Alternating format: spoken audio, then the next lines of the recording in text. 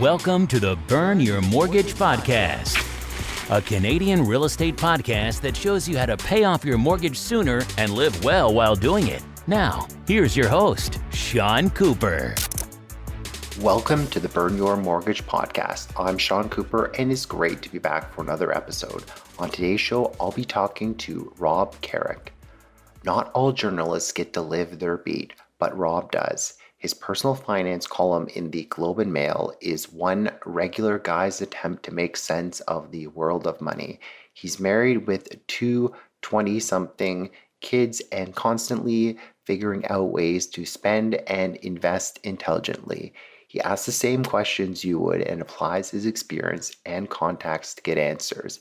He got his start in financial writing back in the early 1990s when he covered the Bay Street business scene for the Canadian Press Wire Services. A few years later, he was transferred to CP's Parliamentary Bureau in Ottawa to cover consumer affairs and later the Federal Department of Finance. He left CP and joined the Globe and Mail as investment reporter in 1996.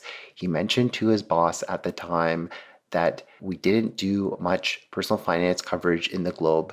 The paper's personal finance column was launched shortly afterwards with him at the wheel. What a trip it's been covering personal finance over the years.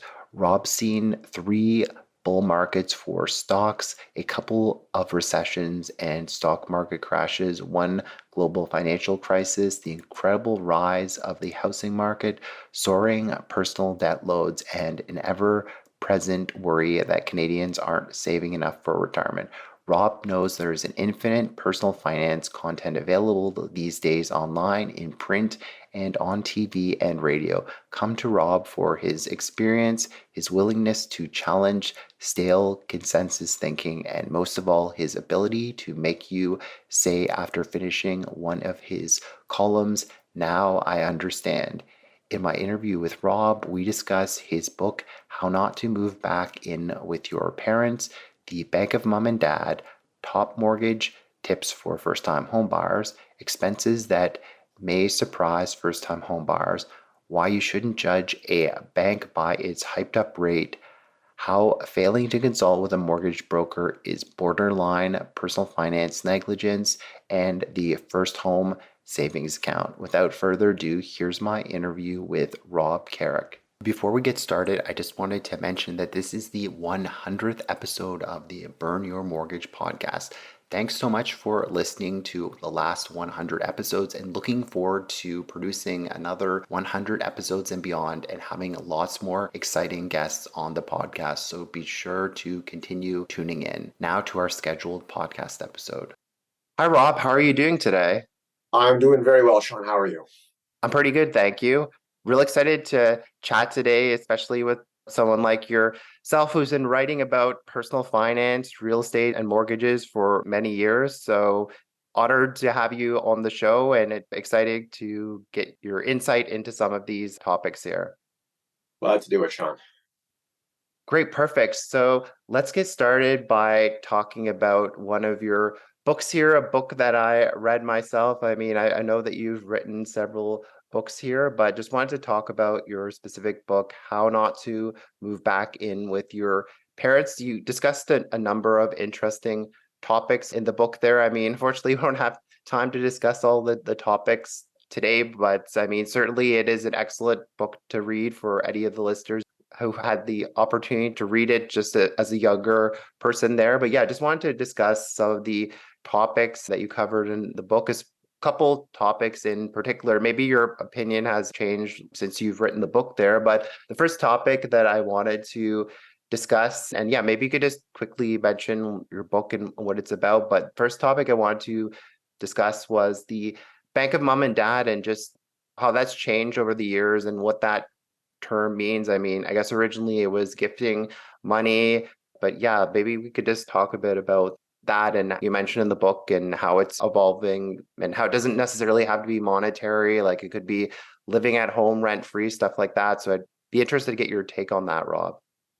Well, the Bank of Mom and Dad, when I first started writing my book, was more about parents helping their kids cover some expenses when they graduated and hadn't quite found a job yet. So it could have meant having kids move back home, keeping them on the family cell phone plan, paying their car insurance, that sort of thing. Now it's become something quite a bit more substantial. I mean, to me, the Bank of Mom and Dad is primarily about financing their kids' home down payments. So we've seen billions of dollars go from parents to their adult kids to help them buy houses in the form of down payments. And my latest research tells me that this Bank of Mom and Dad's duties do not end there, and that their parents are also helping the younger kids cover higher mortgage costs, renovations, all that sort of stuff that comes with owning the house. They help buy the house. Now they're helping with costs to own the house. So the Bank of Mom and Dad is a very busy bank with a lot of lines of business these days. Wow, very interesting. I mean, I guess with the high cost of real estate, that definitely has a big thing to do about it. And what do you think about the whole concept of living inheritance as well? What do you think is contributing to that? Do you think it's a bit of both? That, and maybe you could just briefly talk about like living inheritance. I guess the whole idea that parents would like to see their adult kids actually enjoy their wealth while they're still alive, as opposed to getting like cash windfall when you don't really need it as much later on in life. Yeah, I definitely think there's more open-mindedness to giving your adult kids money while you're alive, and you can see them enjoy it and your grandkids enjoy it and that sort of thing. I think we need to recognize, though, that a lot of families just don't have this wealth to pass down in this way. So it is a very niche sort of thing. It's just that, I think it's got a lot of prominence because, yes, houses are expensive and parents are concerned about that, and they're concerned about their kids not ever getting into the market. And so they're finding money. So sometimes it's an early inheritance. Sometimes parents are going into debt using their lines of credit to help their kids. And sometimes they're dipping into their own savings. So there's a variety of ways. And one of them is the living inheritance. And I actually think it's a great idea. Why not be alive to watch people enjoy money you're going to give them? No, I agree completely. I guess it's just kind of a balancing act. You don't want to go into so much debt that you make it difficult for yourself as a parent there. So yeah, I mean, I'm all for it as well. Just be careful, and because I've heard some stories with parents literally taking on way more debt they can afford. So yeah, definitely it's nice to want to help your kids, but just make sure that you're not putting yourself in too much of a financial hole there either. So perfect. Thanks for sharing your thoughts on that there. And the next topic that I wanted to discuss that you talk about in your book there is top mortgage tips for first-time home buyers. I mean, you don't have to talk about 10 tips or anything like that, but maybe the first one or two or three that come to mind there, if you like, Rob.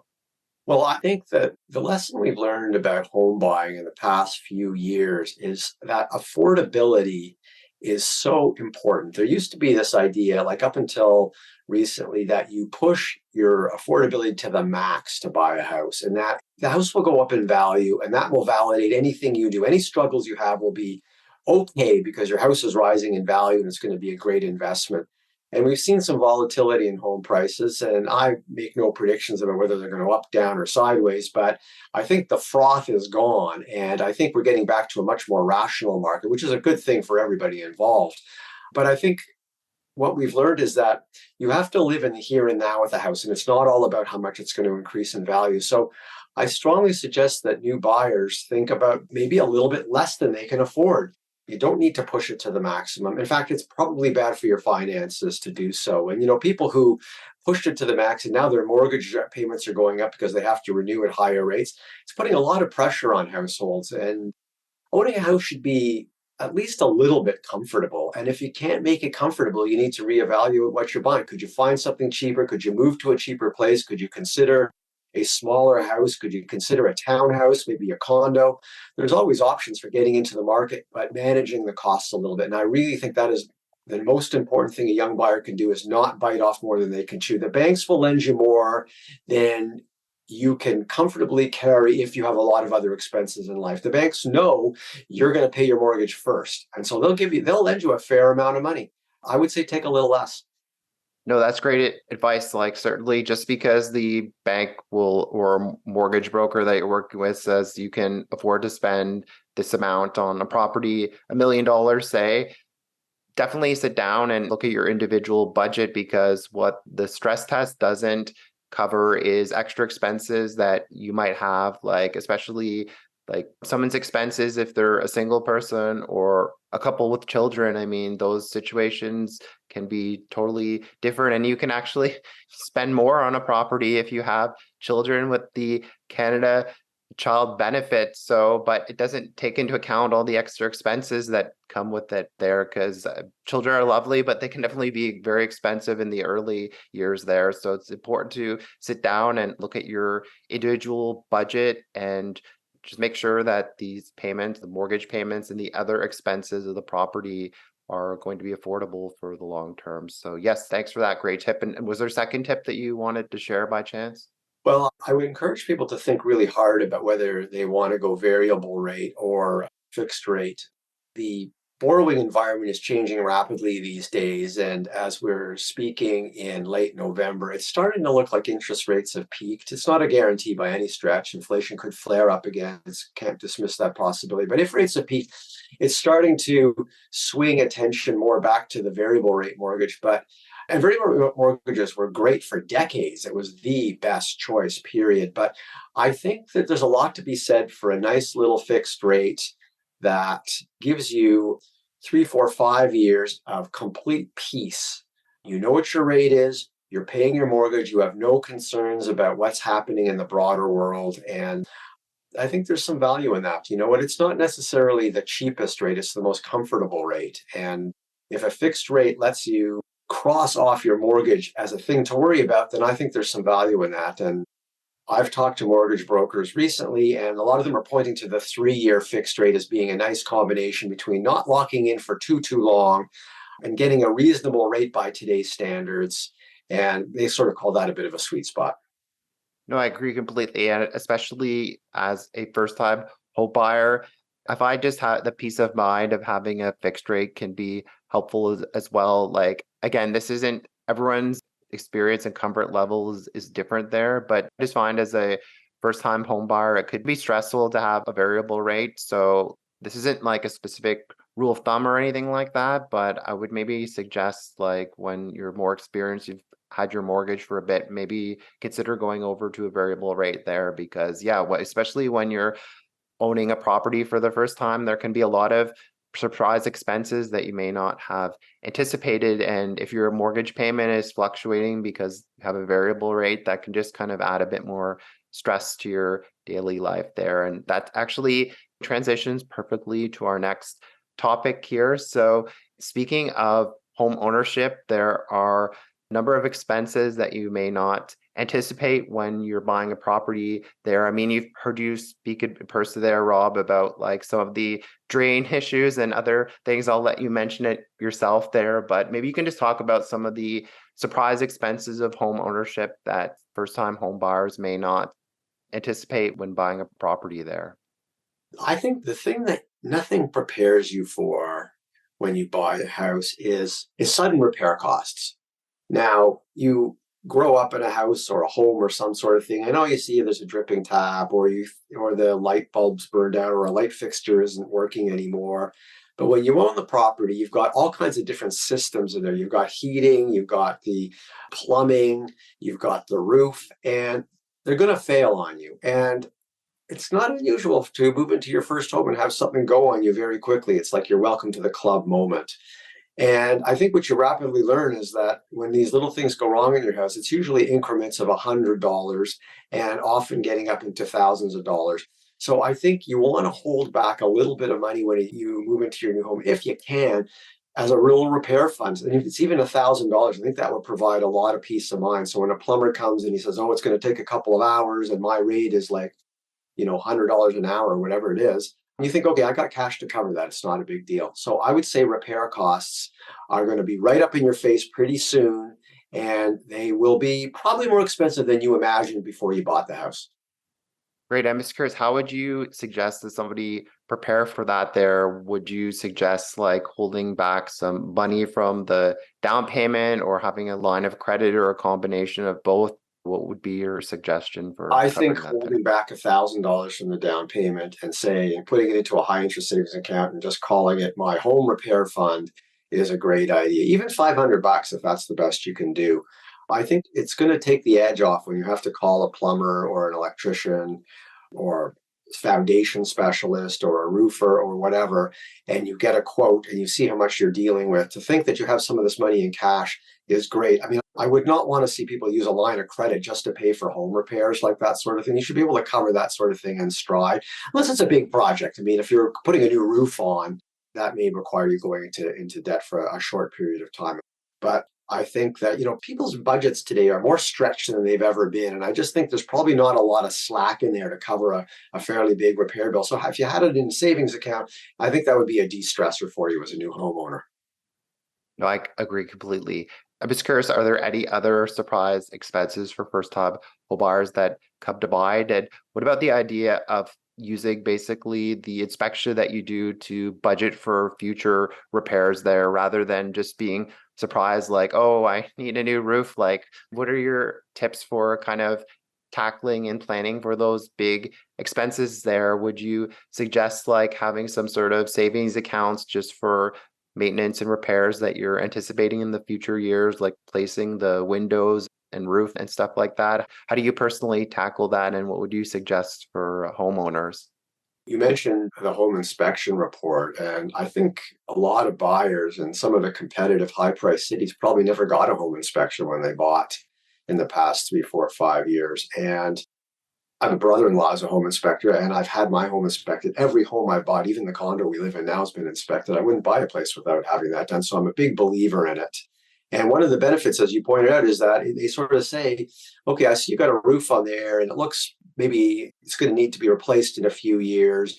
And I can see that you've got your furnace is 18 years old, and the lifespan for that kind of furnace is usually 20 years. So you're right, it gives you sort of a timetable in your mind where you're going to need to spend, X amount on a roof and X amount on a furnace, and that's going to be in 2 years, 3 years, 5 years, whatever. Yeah, I think great to budget for it. But, I think everybody's budgeting for so many things these days. I just wonder like how many budgets and envelopes or savings accounts we can juggle for all these different purposes. So yeah, if you can put money away for the furnace you're going to need in the next 5 years, I think that's great. But I think most households are going to think, well, I'm going to need that money for 50 other things before the furnace repair happens. So I think you're going to need to sort of have a game plan for finding the $5,000 or $10,000 you're going to need for when these repairs come up. So it might be, if you're in a certain line of business, it might be your annual bonus. It might be your tax return. It might be the money you get from making an RSP contribution. I don't know, but you're going to have to figure out when that comes up, how are we going to pay it? And the home inspector will help you understand how much the costs are going to be. And then it's up to you to sort of figure, where will the money come from? Your credit card is not really a very good answer. And your line of credit isn't a really good answer either, because line of credit interest rates today are much, much higher than they were 3, 4 years ago. And it's not comfortable to carry them anymore. So it's like a way I will find the cash to pay for these repairs. You need to strategize. Great tips. Thank you very much. So, yes, switching gears from expenses, you wrote an excellent article a few years ago called "Don't Judge a Bank's Mortgage by Its Hyped Up Rate." Yeah, it's an excellent article there. I'll be sure to link to it in the show notes here. But yeah, in the article you wrote, "Don't buy the hype for the best mortgage deals as defined by low rates and favorable terms. See a mortgage broker failing to at least consult a broker is borderline personal finance negligence." That's pretty strong words there. But yeah, maybe you can just talk about the whole hyped up rate thing and how it can be a bit deceiving in terms of penalties and other things when, I mean, not to pick on the big banks or anything like that, but yeah, I kind of like saying, like, if you're going to buy a vehicle, you just don't go and buy the cheapest vehicle on the lot. Like, who would do that? Or when you're planning a vacation, like, don't just go to the cheapest place possible. You're probably not going to end up having a very good vacation there. But yes, if you could just talk a bit about what you talked about in the article when it comes to the penalties and other things like that.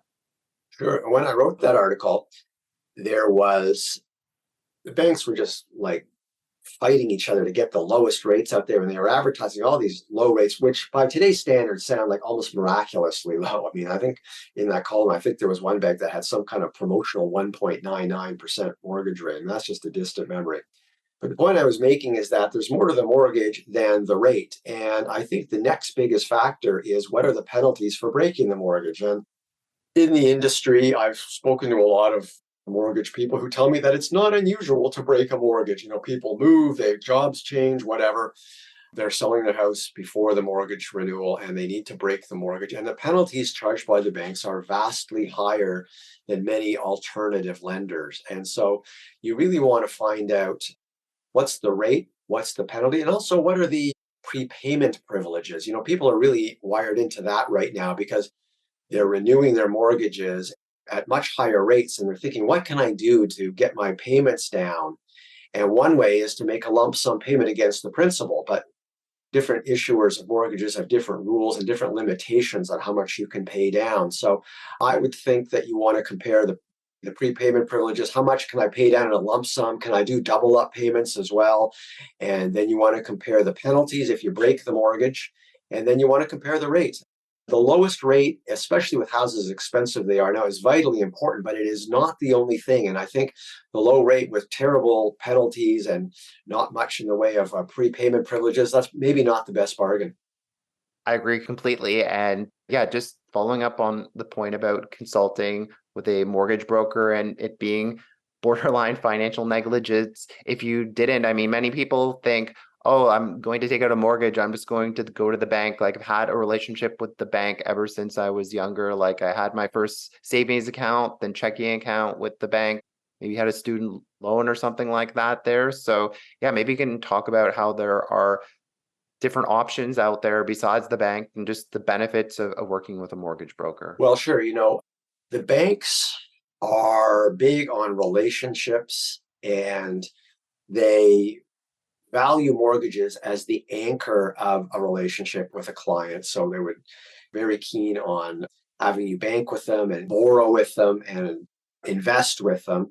But the mortgages, mortgages are like many hundreds of thousands of dollars. And so it's a very lucrative line of business with them. And they know that people trust them. Banks have high trust level in Canada. We've got very solid, small number of coast to coast banks. And I think people have a high trust level there.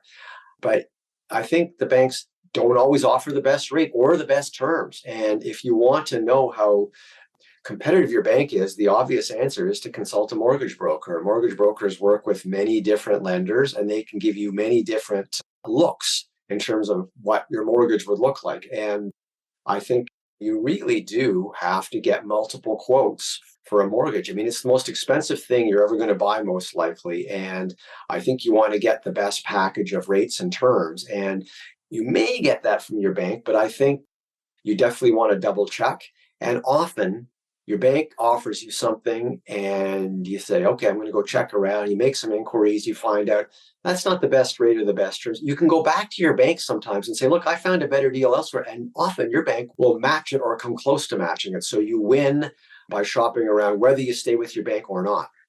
But I guess further to what you said, you also have to consider the big bank penalties as well, because I guess you mentioned that the stats show that quite a few people, over half of Canadians, actually end up breaking the mortgage. So I guess it's important to consider the whole picture there, because sure, the bank might match the rate, but if you end up with penalty in the five figures later on, are you really saving any money? Yeah, true. You know what?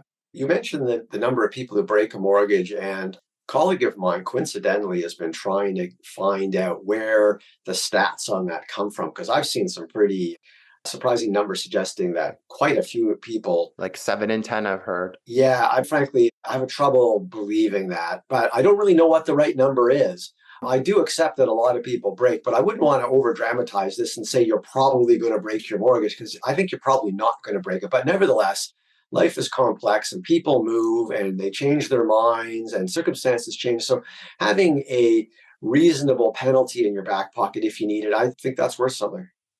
Yes, I agree completely there. So perfect. Well, thanks for sharing your thoughts on that. And yeah, just wanted to finish off the conversation by talking about a new way for first-time home buyers to save towards purchasing their home, the first home savings account. And yeah, just wanted to get your thoughts on it versus like the RSP home buyer plan. And I'm sure you've studied it a lot and you know the ins and outs of it. Maybe you want to share some interesting things about it that make it superior to the RSP homebuyer plan as well. Yeah, I definitely think the FHSA, First Home Savings Account, is where you want to start your saving for a home. But you can only put $40,000 into it, and you can only put $8,000 a year into it. So that's not going to be enough, really. So then you might want to use the RSP Home Buyers Program on top of that. But the FHSA is a great instrument, and I think there's almost no downside to having one, because if you don't buy a house, then you just put the money in your RSP. So there's not really any downside. So in essence, all this money you've been putting in the FHSA to buy a house, you change your mind, you don't think you'll ever buy a house. All of a sudden you realize, I've done a lot of work for my retirement saving, and that's a big plus for younger people. So I think even if you just put a little money here and there into an FHSA, the money will grow tax-free, and you can take it out to buy a first property tax-free. And you also get a tax deduction for making the contribution like you do with an RSP. So in some ways, it's like a combination of some of the best features of RRSPs and the best features of TFSAs. And like I say, I've not seen anyone present a great argument for not bothering with FHSAs. I think if you have any ambitions to own a house, just open one up and put as much as you can in. You don't have to max out. Anything is better than nothing. Yeah, and the cool thing is you can use the FHSA in combination with the RSP homebuyer plan. Originally, there's some confusion around that topic, but it's been clarified. So you can use the together. And something cool as well is you can actually, like, if you have over $35,000 in your RSP that you were planning to use towards the homebuyer plan, you can transfer. It doesn't have to be actually a contribution to the FHSA. You could transfer over $8,000 from your RSP over to the FHSA to utilize that there if you don't have the money available. And yeah, I just find the FHSA is a lot more flexible, because with the RSP homebuyer plan, there's a rule that, like, when you contribute money, you can't withdraw it within 90 days, but the FHSA doesn't have a rule like that. So like you said, I can't think of a good reason not to use it. It's probably not going to cover all of your down payment, but I would say to start there first, because it's just a lot more flexible. And like you said, it combines the best of both worlds of the RSP and the TFSA into one with the FHSA. The one more benefit of the FHSA is that with the homebuyer program, you have to pay the money back into your RSP, but you don't have to repay the FHSA. So you're using it as a savings vehicle. You take the money out, you buy your house, and you're done. With the RSP homebuyers program, you're going to be repaying that over the next 15 years in most cases. And that can be a financial obligation that maybe some people didn't expect. Yeah, thanks so much for mentioning that, Rob, because yeah, that's a big one. Like, the early years of home ownership can be so expensive. And I mean, I'm not sure if you have any stats, or I'm sure you've spoken to people, but yeah, I just find those years are so expensive. And again, I'm not sure if there's stats available, but I'm sure quite a few people don't actually repay the money in installments over the 15 years. They just don't bother to do that because the life just gets too expensive there. So yeah, not having that obligation to pay it back and extra steps involved. I mean, it's not a ton of work or anything like that, but just not having to worry about that, I definitely think makes the FHSA superior in that sense there. Okay, perfect. Well, thanks so much for joining me today. It was a pleasure speaking with you. Thanks for sharing your thoughts on real estate, personal finance, and mortgages. And yes, it was great chatting with you today, Rob. Good chatting with you, Sean. Take care. Thanks for listening to another episode of the Burn Your Mortgage podcast. Besides being a podcast host, I'm also an independent mortgage broker. If you or anyone you know, family, friends, coworkers, or neighbors could ever use any unbiased mortgage advice or a second opinion, feel free to reach out. Email me at Sean, that's SEAN, at burnyourmortgage.ca, or call or text me at 647-867-3711 for a free mortgage consultation. Also, be sure to head on over to www.burnyourmortgage.ca and sign up for my free weekly newsletter. As a small token of my appreciation, you'll be able to download my ultimate mortgage checklist on choosing the perfect mortgage. I look forward to hearing from you and helping you with all your mortgage needs. Once again, thanks for listening. You've been listening to the Burn Your Mortgage podcast. Don't forget to subscribe on iTunes and leave a rating. Until next time, happy mortgage burning.